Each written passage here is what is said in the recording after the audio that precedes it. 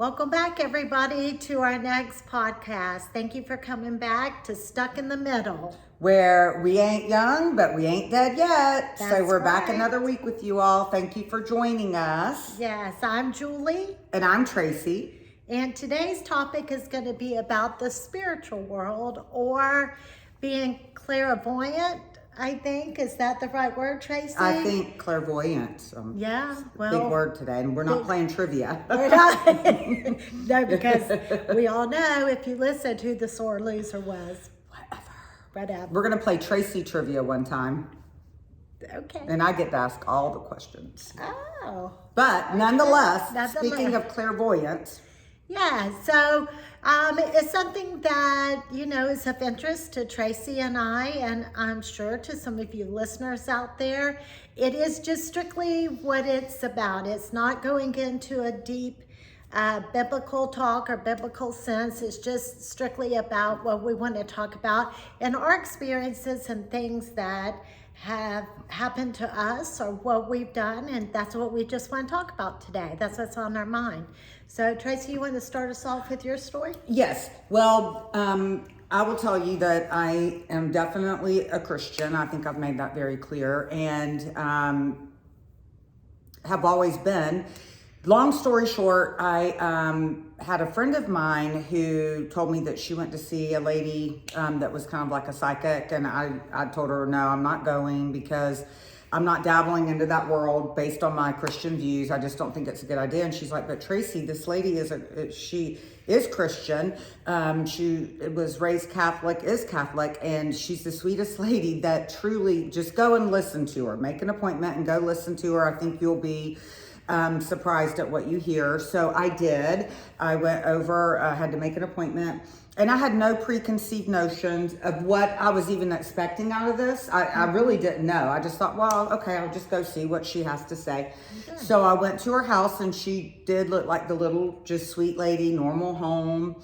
And we sat down at her kitchen table, and she basically just said, look, the whole purpose of why I'm doing this, I feel like that actually God kind of gave me a gift.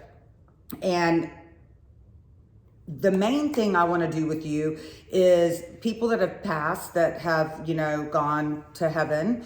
When you get that feeling of them being with you, She said, my whole purpose is to kind of tell you that when you do get those feelings, I'm going to validate them, and I'm going to tell you how. And I go, okay, well, that's very interesting. Well, it can bring you comfort. Yes. Especially those that have lost a loved one. And in your case, I don't mean to interrupt, but it does bring you comfort when sometimes that you feel that they're there with you. I do believe that they're there with you. So go ahead. Yes. And so basically, she just said, the first person that is kind of coming through to me, it's a man. And then she said, somebody very close to you. Well, of course, I'm thinking my father immediately, and she said, I can't remember all of the details, but she gave a lot of different examples to where I knew it was definitely my father. Like, I wish I could think of the exact examples, but then she said, the next person that's trying to come through, they're wearing all white. And I go, okay. And she said, their name is it's like a Lily or Lou, and I go, oh my gosh, Lula May, who was like a grandmother to me, literally lived in our home, was with me. And the lady asked me, she goes, did you recently just renovate any part of your home? I go, well, yeah, I did a kitchen renovation, and we just redecorated my bedroom. And now, mind you, I had not put one picture on social media of my bedroom redo at all. Like, I didn't really talk about it to anybody because it was a minor thing, but whatever. We did new flooring and all that. And she said, Lula May wants you to put a white candle in your bedroom. And I was like, okay, because she said that she knew I had redone my bedroom, and that she wanted, and Lula May's thing was white. Like, she always wore white. She always smelled, her hands smelled like bleach. Like just everything about that. I remember Lula Mae. We all did Oh back gosh, in the day. she was like the best, and she was like Yes. my grandmother.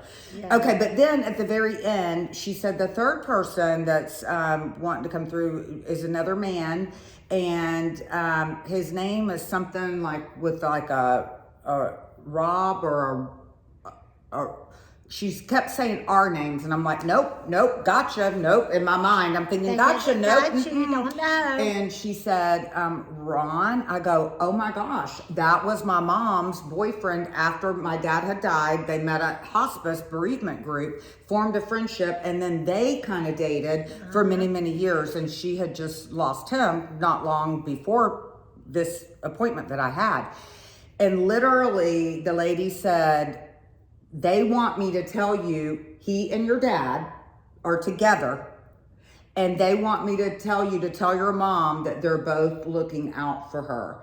Well, of course, when I heard that, I'm like, oh my goodness. So I told my mom, and my mom goes, Tracy, that is so crazy, because Ron would come over and look at pictures of your dad, which first of all, they went to each other's spouses that were deceased graves together, on anniversaries, birthdays. Like they both were just good friends, you know, mainly. Yeah.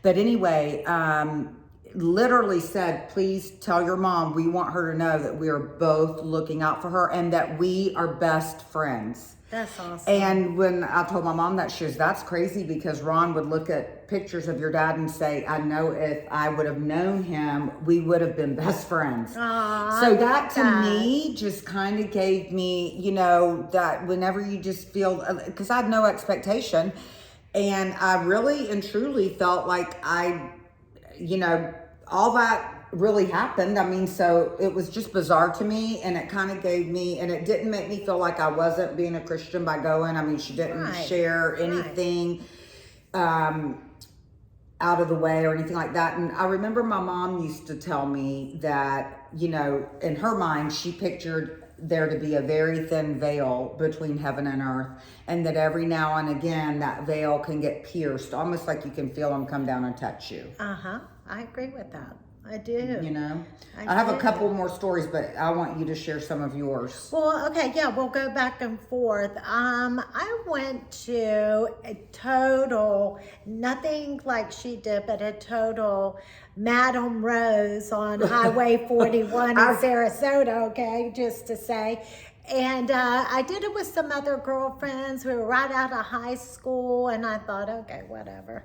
And so I thought, well, I'll go just to see what it's all about. I had no intentions of going in there to see Madame Rose. And so I did at the end. She said, no, come on in. I want to talk to you. And so I did go in there, and she, you know, is just talking to me, not to, I think just really more to put me at ease. It wasn't so much to figure anything out about me.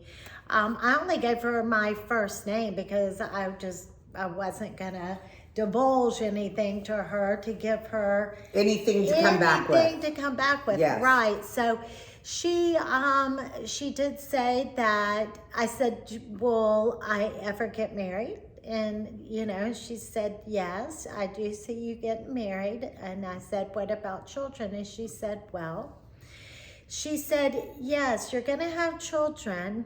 And she specifically said, there will be some sadness around that, which kind of flipped me out a bit, you know, but she said there's going to be some sadness around that, but just know that you're going to end up with 2 children. Well, my husband David and I did lose our first baby, and then, but we went on to have our 2 children. So, and this was way many years after I saw Madame Rose, right? So, so she did say that.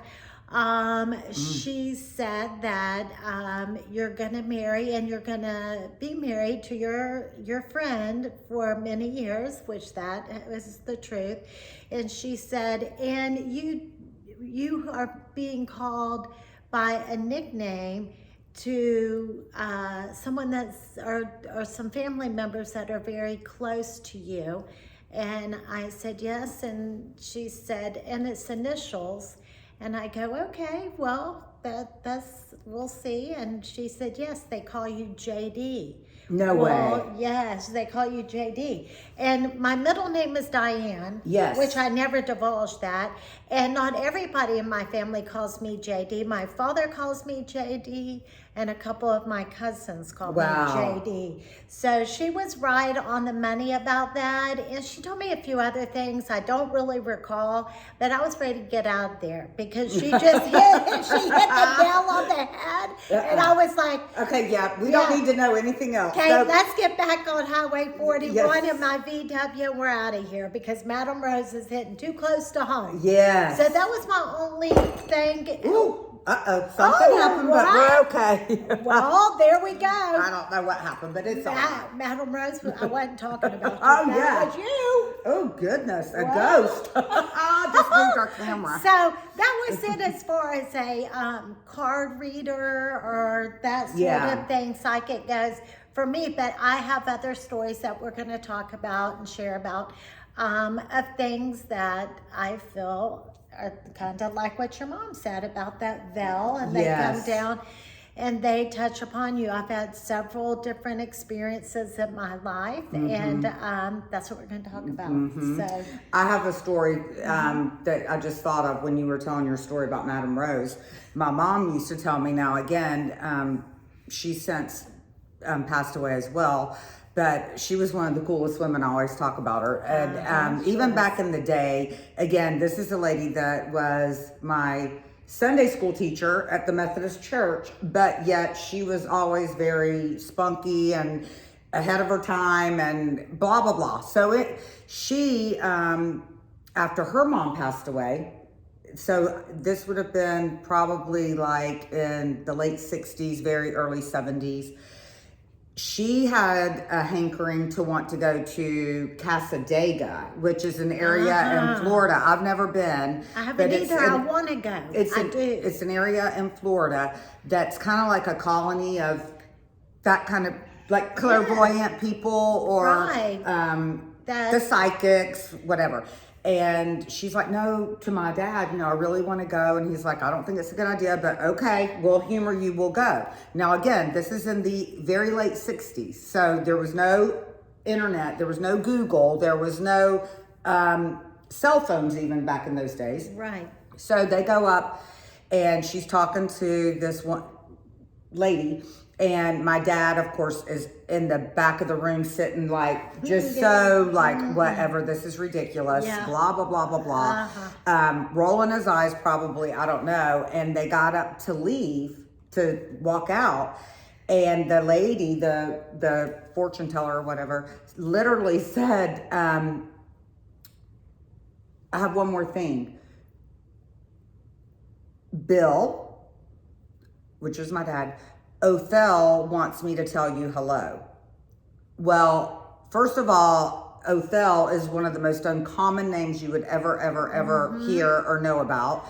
And that was my grandmother's name. I mean, so she literally said, like they were leaving and that lady knew my dad was like totally like not into it and didn't believe it. Yeah. Right. And she literally said, oh, one more thing I forgot. Bill Othel said to tell you hello. So I've always heard that story my whole life growing up from, my mom and dad. I mean, they would tell that story all the time. Yeah. Right. That's so cool. That was her way of saying, hey, you. Hey, you. Okay. Hey, you think you know more than me, but you don't. You don't. Yeah, exactly. You don't at all. I was just thinking, okay, so a story I have, and this one's kind of funny, really. It is funny. First of all, I got to take this necklace off, Tracy. I feel like, remember Mr. T back in the day? Well, I have my T on. Well, okay. I feel like I'm Mrs. T with this necklace. No, I love it. Well, it's kind of weighing me down a little Well, heavy. I might try to wear it. Go ahead. It's I think I'm going to like it. Well, go ahead. You put it on. Oh, it's beautiful. Well, thank you. Okay, good. I like it. It was weighing me down. I love this. It's weighing me down a little. Okay, go ahead. It was a lily, so I wore it with my lily dress. Anyway, that's a sidebar. Okay.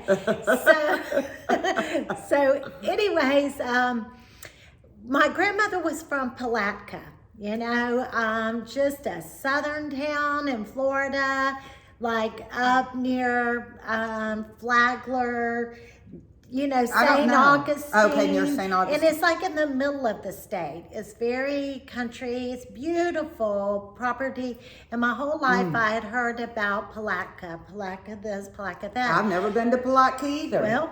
Well, I've been once, okay? So I was staying with my cousin at the time, went up to visit her. She lived out on St. Augustine Beach, and she and her sister, which is my other cousin, we decided to do a day trip to Palatka. And now, this was recently, I'm sorry. this was, I'm going to say, probably maybe 5 years ago. I don't know. Time gets by me. I'm not a good time person, but Yeah. I'll call it 5-6 years ago. And so, just like a lot of little small towns in Florida, you know, they all kind of call each other the city of murals, how they paint like the murals on Like all in Lake the, Placid. Yes. Or yes, something like that. Exactly, where they have all the murals painted on the side of the buildings. Well, so they're older than me, and so I'm sitting in the back seat, they're sitting in the front, just, you know, like I said, 5 years ago or so. And so we have to go to the city hall to get a map of the murals. Because it really is the city of murals, Palatka. Yeah. Is that some trivia I need to know about for future? Maybe. Okay. Maybe that may be a question I later quiz her about. But anyway, Right. So we pull up to City Hall, get up. They make me go in, the little girl. And we go in, and so I go in and I get the map. Well, they were reading down it all. Well, they were all about seeing the mural of Billy Graham. It didn't matter about all the other murals. They wanted to find Billy Graham, whatever. So I said, okay, well, we went, we had lunch at this beautiful place along the water there. Nice. And just like every little southern town, they have like a downtown with all the old buildings and, you know, just beautiful. And we like to go to, well, they call it antiquing now. I say going junking, like going to the junk stores, but antiquing, going to the junk store, whatever. And I love all that stuff, by the way. Yeah, me too. I love to go find some cool stuff. But Me too. anyway, so we go have lunch, and then we're looking around for Billy Graham. And we can't find him, but we did see in the heart of downtown, it's like a little square, it was this beautiful building, you know, they're all connected.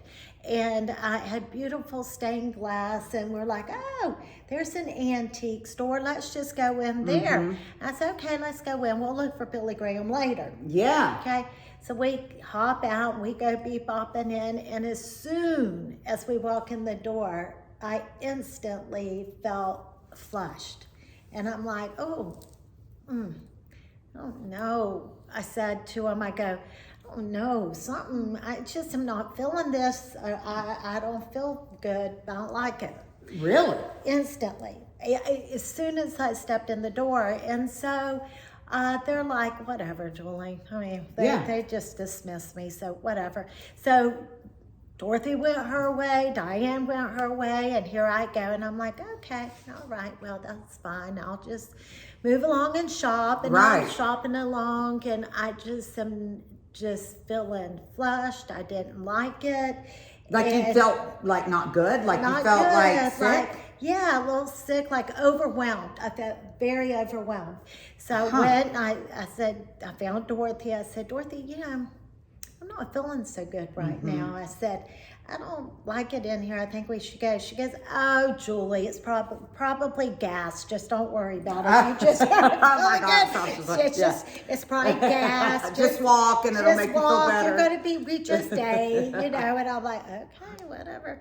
So then I go find my cousin Diane, thinking that she's going to override Dorothy, you know. Yes. She's the oldest. I said, Diane, I go, I don't have a good feeling. We just need to go. She's like, she's one of the ones. Those two call me JD, FYI. Oh, that's and funny. She goes, JD, it's fine. Just do some shopping. We're going to leave here in a few minutes. Go find Billy Graham. And I said, well, okay, all right. So I go, and I meander to the back of the building, and it's just like a little room you step into. And I walked in there, and I was like, I am out of here. I don't care what they say. I'm gone. I'm leaving. So I head back up front to the front of the building. And I said, y'all, I'm ready to check out. And I'm just going to go sit in the car because I don't like it. But Did you have to check out? Did you have things that you were picking up? Meanwhile, I did go ahead and buy a few purchases. Okay. Because, you know. Yeah. You got to find something. Yeah. I could spend my paycheck at the Getting Yeah. here in town, but whatever. Yeah. So I go and I'm going to check out, and so they gather their stuff up and they're put out with me because, you know, they're wanting to shop. And I'm like, no, we're going. So I go up there, and my cousin Dorothy says to the lady behind the counter, she goes, oh, this building's so beautiful. The stained glass is just beautiful up there. And especially in the store here, you know, and she was saying, yeah, well, she told us about when the building was built and this, that, and the other. And she said, you know, that the store that we're in used to be a funeral parlor. Oh my. And Lord. I looked at them, I go, I told you. I told y'all, Oh my I gosh. feel spirits Oh my in gosh. here. Like I felt them just kind of like dancing all over me. I felt very overwhelmed with just a feeling. That's all I can tell you. And I go, what about that back room? Because when I walked in there, I had to immediately get out. She said, you're not the only one that said that. That's where we did the embalming. And I looked at them, I go, let's go. I'm ready to get out of here. But I knew it. I felt it as soon as I walked in the door, and I could just feel spirits all over me. And wouldn't you know, we gather our purchases. We go walking out the door. And listen, we go walking out the door, and the mural staring at us on the other building is Billy Graham. Oh, wow. And I'm like, and Tracy, you'll appreciate this. I got in the back seat and I go, I am wore out. I said, I need a Diet Coke and a chocolate bar. So we had to go and find a time saver, because then they were time savers. And I said, please, I got to have a Diet Coke and a chocolate bar. I'm feeling famished because that just wore me out. So they're always saying, like, they tease me forever after that about me being in the spiritual world. And they're like, you know, Julie can read this. And I'm like, Julie felt it. Have you ever had that happen again? I have. You have? I definitely have. I have when I was younger, right out of high school. I went over to a place where people were living. It was actually out on Longboat Key. And so it was an old building, and down below was empty. And then upstairs was like the living quarters. And so, you know, like the kitchen, the bedrooms, that's where they lived. Like, so the downstairs was more like a basement? Like a basement, but it was open. You know, the house was built Oh, like on on stilts. So Yeah. it was like one of those beach houses. Yeah, but old. You know, it's long since been torn down. And every time I went, I could be anywhere in the house and I'd feel totally fine. But if I went to one bedroom, same thing. I felt like there was something breathing on my neck. I just felt overwhelmed. And like a year or so after, when we were all sitting around talking, then I was told that used to be a jail. And that's where they would put the inmates up there. So I think there was just some, you know, just spirits, kind of like I felt like it was just negative energy. That's the only thing I can call it. It's like an energy that's not always sweet and kind, and then sometimes it's a different energy, you know? Wow. And so I was talking to a girl that I know one time who says that, and we were just talking, she said, you know, my family, we all say that we are clairvoyant and that we, you know, can read and hear, you know, from the other side and all. And when I told her about just a few, and I have a couple more, but told her about a few more, you know, just our experiences. And she said to me, and it made a lot of sense to me, I don't know, but it's that she says, everybody has the ability to tap into that. But whether you know it or not, you have a way of turning that off. If you don't want to tap into that, it's just something inside of you, like, I'm not going there. I don't want to go there, so I don't. So I think that I'm more in tune to that. I just choose not to be. Do you know what I'm saying? Yeah, I do. I think that if you really want to be in tune to it, maybe you can be. But for me, I choose not to be because I find it exhausting and overwhelming. Well, that's just, yeah, the only thing, I mean, I haven't had it to that degree or anything like that, but I will say that after my father passed away, I thought this was kind of strange. And it kind of goes to your point about being tuned in, and I'll get there. But my sister called me. I was taking both my girls up to Georgia to surprise my husband at the time, who was working up there all summer. And he had to be away from the family for quite a while. So it was Father's Day weekend, and I was leaving on a Friday with the girls, and he had no idea we were coming. I'm on the cell phone with my sister talking, and she just out of the clear blue, well, it was Father's Day weekend. She said, you know, I've been really missing Dad lately. It wasn't the first Father's Day after he passed. It was many years later. But we were talking about Dad, and she said, do you ever get the feeling like, you know, that he's trying to send you signs or anything? I go, you know, not so much, not really. This was years, by the way, before I went to the lady in Fort Myers.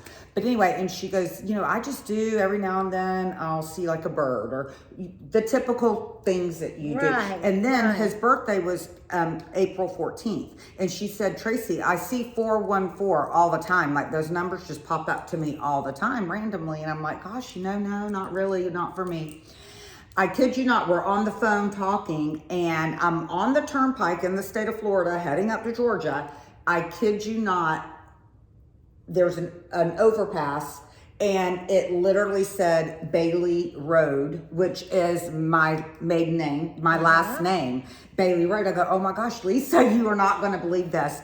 I literally, of all the roads that I could have just went under, it was Bailey Road.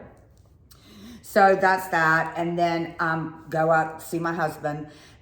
We're staying in this little like apartment thing that his company had rented for him. And literally like the bed was very low, like almost on the floor kind of a bed. Like it was one of those temporary places, I don't know. And we had like an alarm clock on a milk crate, you know, by the bed on his side of the bed. Okay. But bottom line, I woke up Father's Day Sunday. And for some reason, I woke up and I wanted to see what time it was. Guess what time it was? 4:14. Wow. Yep. So then, okay, there's that. But then, even like months later, my sister and I and my girls are going out to dinner in Wellington, where I lived at the time. And on the way to dinner, we started talking about Dad again, right? Just like we miss him, like kind of feeling him a little bit. We go to this Irish pub at the time that was in Wellington to eat.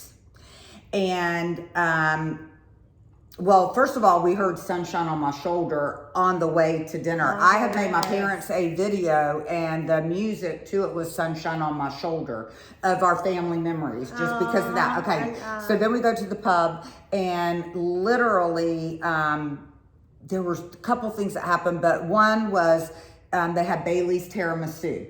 So we decided, okay, we're going to eat that in honor of Dad, right? Then the bill comes, and we both get, you know, split the bill. And my sister looked at me and said, how much tip are you going to leave? Because I want to make sure I do the exact same amount. And I'm always funny about making sure that I leave like a round number, like $25. Yeah, me too. So whatever the tip was, $4.14 to make it to that number. And I was like, okay, it's Dad. It's just a connection. It's like, Dad, you are definitely letting us know that you are with us, and we got you, you got us. I love that though. That's a feeling of comfort. Definitely so. I mean, like for me, and that's what I think put my mind at ease when I went to meet with the lady in Fort Myers, because I was scared. I don't want negative energy if I can help it. I don't want to know if something bad's going to happen in my future. And it did make me feel so much better when she said, my purpose is I've been given a gift. And she said, I'm just trying to let you know that there are going to be like, these are just 3 examples of people that want me to let you know that when you feel their presence. You didn't go to Battle Rose. No, but for me, like it really made me feel good, because if anything, it just, to me, it made me have comfort in knowing that, you know what, when I get those feelings, I'm going to believe them. Yeah, I didn't take that lady telling me that, but it did kind of confirm a little more the way I felt about it. Well, I have a comfort story about it, and this is just something that happened to me. I was very close with both my grandmothers. I was really close with my mother's mother. And I spent a lot of time with her. I spent a lot of time with both of them, but we just had a special bond. She had special bonds with all of her grandkids, right? It was on my mom's side. And so after she passed my senior year of high school. I'll never forget, because she gave me a set of luggage for graduation. Which is what I'm giving everybody this year. But yeah. See? Okay, that's a long time tradition right there, because I've been graduating a long time. So anyway, and it was sometime after she died. And when I was younger, I was not comfortable with death. I was afraid of people dying and all of that, right? I have a lot more comfort now. Because as a child, you're not prepared. You're not prepared, and we as Christians know where we're going. Yeah. So, but anyway, so I was asleep one night, and this was maybe a couple years afterwards, after she passed away. And I was asleep, and one night I felt her presence, and it was like I opened my eyes and she was there. Now, did I literally open my eyes? I don't know. But she was there in front of me, and I said to her, and we called her Gran. I said, "Oh, Gran, I miss you so much." And she knew I would be afraid. And she put her hand on my knee and she said, "Honey, don't be afraid." She goes, "I just want you to know how much I love you. Don't be afraid." And just that quick, she was gone, right? Yeah. So years later, I'm married. I have kids. Janet, my other cousin, we're all cousins, because I have a big family, even though I'm an only child, like I told you. Right. But I have a big family, and we're all very like close. Sisters, really, so we're really like sisters. Yeah, for sure. They are my sisters. Yes. And so we were down in the Keys, and we were all hanging out the pool. Now, and this was, anyway, we were down in the Keys hanging out in the pool, and so we were talking about things like that. And I said to Janet, and Janet's daughter was there with us, that the kids were in the hot tub with us, whatever. And we were talking about things like that. And I said, "Well, I don't know if I ever told you, but Gran came to me." She goes, "What?" And I go, "Yes." And she says, "Caroline," which is her daughter, she goes, "Oh my gosh," she goes, "Julie, did she come to you?" And we've never discussed this as close as we are. Like, I really kind of forgot about it, to tell you the truth. And she said that she came to her.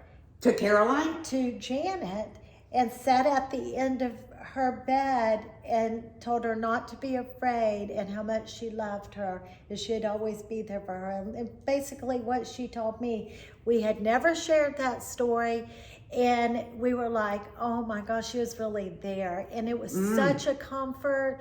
It put a peace in your heart, just knowing that, there are times that you miss your loved ones and your family and those you're close to, but just to know that that's there, that you're carrying them with you every day. So it was a very comforting thing. It wasn't always feeling different, but that's why I'm saying, like, I just feel like some are positive energies, some are negative but there are energies that are out there. It's an energy thing for me. Well, I'm going to tell you this, and you just made me think of this, and I tell this story all the time. I can't believe I didn't tell it earlier. that when my dad passed away, he was at hospice in West Palm Beach, inpatient, and we didn't leave him, of course. There was somebody there between my sister, myself, my brother, my mom, and he had been there actually for at least a solid week, and we didn't expect him to even make it that long. Bottom line, it was my night to stay, and I had been there, I think, the night before, but I can't remember. All I know is that every day when I would see him, I would hug him bye and say, Dad, I'll see you tomorrow. And this particular day, I told my sister, I go, Lisa, if you don't mind, please do come tonight. Of course she didn't mind. I go, I can't go back. I can't take my turn. I said, it just kills me to hear the breathing and the struggle of breathing. I had to put pillows over my ears. It breaks my heart. I can't do it. And I said, I hate to not be there, but I can't. And that day when I left at like 5 or 6 o'clock, I told Dad, I kissed him bye, and I said, Dad, I don't want to see you ever again here. I said, I will see you in heaven, but I don't want to see you here. Sure enough, I'm at home that night, and Hayden, my youngest daughter at the time, literally was 6 months old on this particular day. She's in her crib sleeping across the hall from us. She slept like a rock from basically 8 weeks on, which was great. But anyway, I kid you not, I'm lying in bed saying my prayers the old-fashioned way. Now I'll lay me down to sleep. God bless him. And I'm like, please take Dad. Please take Dad. Yes. Simultaneously, I'm saying my prayer, no lie. Hayden wakes up in her crib and is giggling, laughing, like giggling in her crib. And I'm like, what in the heck? The phone rings, and it's my sister. And she said, Tracy, I just want to let you know I'm here with Dad. He just took his last breath. I'm about to cry right now because like there is nothing, and I'm telling you beyond a shadow of a doubt. And Lisa said, you're the first person I called. I haven't even told Mom yet. Literally. I said, I'm going to tell you, I knew it because his spirit passed through here and touched that baby. Do you know, now it hadn't happened lately, but I'm telling you, I mean, when Hayden was like 10 years old, out of the clear blue, she would say something about her poppy. Now, like, how would she know that? I mean, I'm just like, I can't even begin to tell you.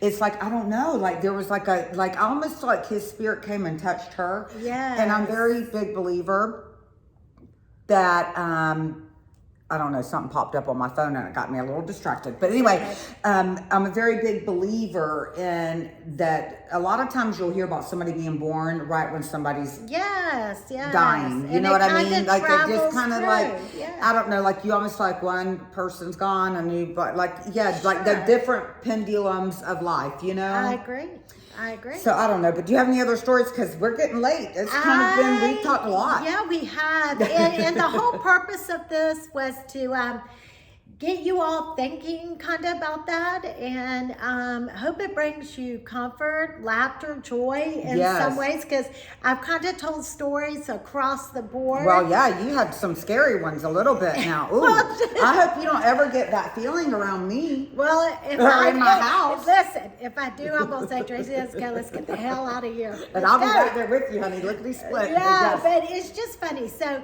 we hope you enjoyed it. Something different today, something to think about.